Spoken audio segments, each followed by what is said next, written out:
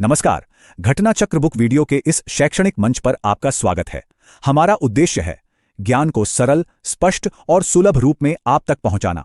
आइए आरंभ करते हैं अध्ययन और सफलता की इस यात्रा को। कभी सोचा है कि जब दुनिया भर के बड़े बड़े लीडर्स पर्यावरण पर कोई फैसला लेते हैं तो उसका असर असल में हमारे देश, हमारे शहरों और गांवों तक कैसे पहुंचता है? आज हम इसी सफर को देखने वाले हैं। चलिए समझते हैं कि कैसे वैश्विक वादे जमीनी हकीकत बनते हैं। तो इस पूरी कहानी को समझने के लिए सबसे पहले एक सवाल। दुनिया में पर्यावरण से जुड़े सबसे बड़े फैसले, सबसे बड़े नियम कानून आखिर बनाता कौन है? कौन है वो सबसे ऊंची संस्था? ओके, तो चलिए सबसे पहले उसी ग्लोबल स्टेज को समझते हैं जहां से पर्यावरण के लिए सारे बड़े खेल शुरू होते हैं। हाँ, तो उस सवाल का जवाब है UNEA यानी यूनाइटेड नेशंस एनवायरनमेंट असेंबली। इसको आप आसान भाषा में पर्यावरण के लिए दुनिया की संसद समझ सकते हैं। मतलब यहीं पर बैठकर सारे देश मिलकर तय करते हैं कि हमारे प्लैनेट का भविष्य कैसा होगा। और सोचिए, ये कितनी पावरफुल बॉडी है। 193 सदस्य देश, मतलब करीब करीब पूरी दुनिया इसका हिस्सा है। जाहिर है, जब इतने सारे देश मिलकर कोई फैसला लेंगे तो उसका वजन तो होगा ही। और देखिए उनकी सोच क्या है। हाल ही में जो 7वीं सभा हुई, उसका मेन थीम था एक मजबूत प्लैनेट के लिए टिकाऊ समाधान खोजना। मतलब साफ है, फोकस सिर्फ प्रॉब्लम गिनाने पर नहीं है, बल्कि उसके हल ढूंढने पर है। चलिए, अब ग्लोबल बातें बहुत हो गईं। अब ये देखते हैं कि ये जो बड़ी बड़ी बातें हैं, ये हमारे देश भारत में जमीन पर कैसे उतरती हैं, क्योंकि असली काम तो वहीं होना है। और यहीं पर कहानी दिलचस्प होती है। कैसे वो इंटरनेशनल लक्ष्य सीधे सीधे भारत की अपनी योजनाओं से जुड़ जाते हैं, खासतौर पर जब हम अपने समुद्र तटों यानी कोस्टल एरियाज की बात करते हैं। जैसे अभी हाल ही की बात है, दिसंबर 2023 में चेन्नई में एक बहुत ज़रूरी मीटिंग हुई। ये थी हमारे national centre for sustainable coastal management या NCSCM की तीसरी जनरल असेंबली। और इसकी अध्यक्षता कौन कर रहे थे?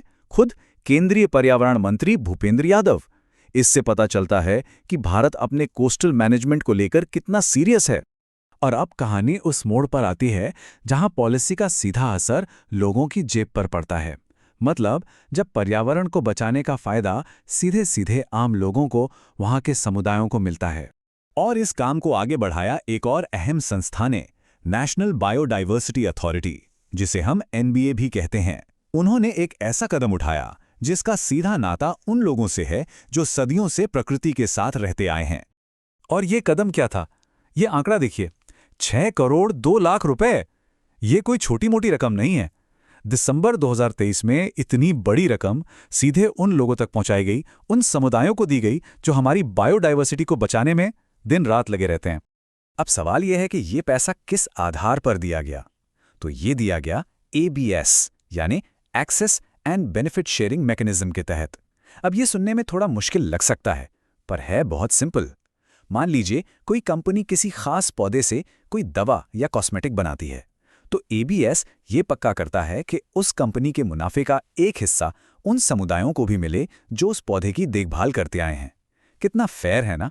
तो चलिए एक बार फटाफट से इस पूरी कहानी के डॉट्स कनेक्ट करते हैं। कहां से बात शुरू हुई और कहां तक पहुंची? तो देखिए, पूरा रास्ता कितना साफ है। पहला स्टेप, ग्लोबल लेवल पर UNA जैसा एक बड़ा मंच एक लक्ष्य तय करता है। स्टेप 2, फिर NCSCM जैसी हमारी राष्ट्रीय एजेंसियां उस लक्ष्य को देश में लागू करने का प्लान बनाती हैं। और सबसे जरूरी स्टेप 3, NBA जैसी संस्थाओं के जरिए उस प्लान का आर्थिक फायदा सीधा जमीन पर लोकल कम्युनिटीज तक पहुंचता है। और ये पूरी प्रक्रिया हमें एक बहुत ही अहम सवाल पर लाकर छोड़ देती है। ये जो बड़ी बड़ी ग्लोबल पॉलिसीज हैं, इन्हें जमीनी हकीकत में बदलना इतना जरूरी क्यों है? शायद इसका जवाब यही है कि पर्यावरण को बचाने की लड़ाई तब तक नहीं जीती जा सकती जब तक कि उसे बचाने वालों को, उसके असली रखवालों को इसका सीधा फायदा ना मिले। इस बारे में सोचिएगा जरूर।